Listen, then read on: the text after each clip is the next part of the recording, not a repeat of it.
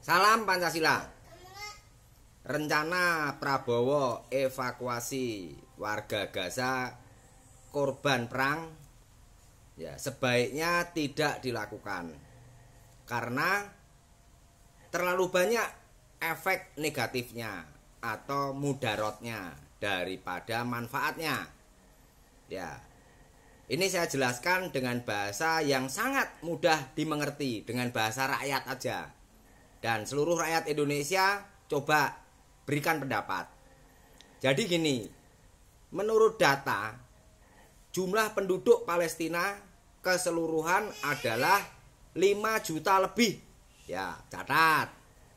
Lalu jumlah penduduk Gaza di area perang itu kurang lebih 2 juta. Ya. Lalu berdasarkan data juga jumlah penduduk miskin di Indonesia sekitar 25 juta. Nah, itu pandangan awal atau dasar-dasar dari pemikiran. Ya. Nah, kemudian jika Prabowo mengevakuasi atau memindahkan ribuan warga Gaza korban perang, ya, efeknya tentu sangat tidak baik. Ya.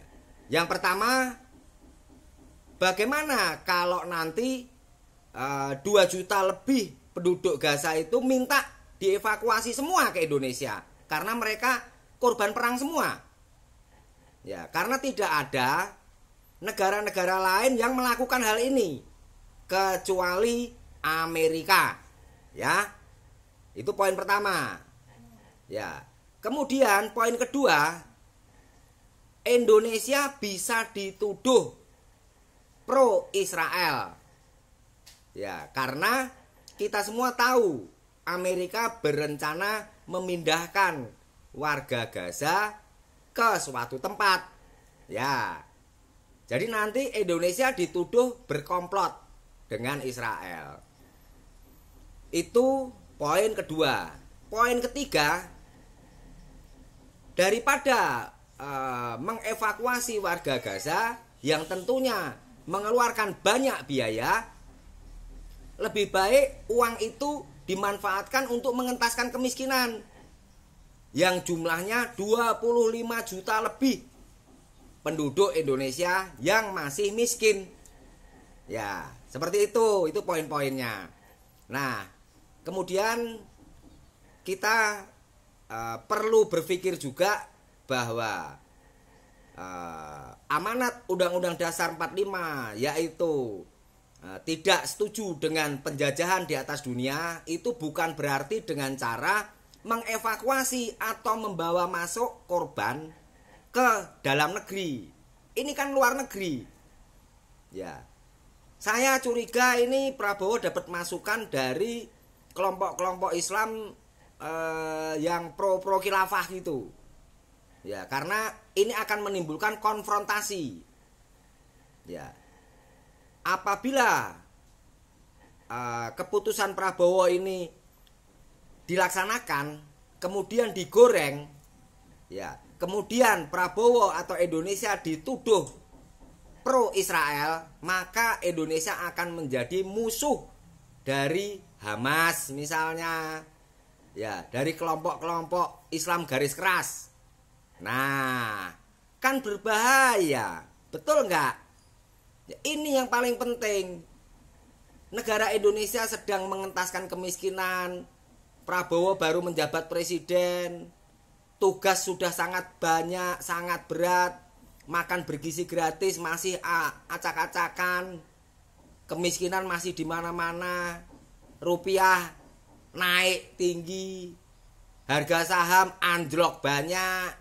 Lah nanti kalau misalnya terjadi konflik-konflik politik global, ya kita dianggap pro Israel, lalu kita diserang atau kita dimusuhi negara-negara atau kelompok-kelompok Islam garis keras, kan nambah pekerjaan, nambah tugas. Ya. Sebaiknya kalau memang mau berniat baik, cukuplah seperti negara-negara lain. Berikan bantuan, kirimkan pasukan perdamaian, Ya, itu sudah cukup karena mengingat Indonesia sendiri belum makmur. Negara-negara makmur aja tidak melakukan itu. Ya, karena beresiko tinggi. Ya. Jangan sampai nanti Prabowo dituduh jadi CS-nya Donald Trump. Ya, jadi sahabatnya Israel. Ya, ini bisa terjadi. Ya, coba kalian analisa, kalian pikirkan apa yang saya omongkan. Ya, seperti itu kira-kira penjelasannya Prabowo. Urungkan saja niat mengevakuasi. Lalu kepada perwakilan rakyat yaitu DPR, ya tidak atau jangan izinkan ya kegiatan negara tersebut yaitu mengevakuasi warga Gaza tadi untuk dilaksanakan.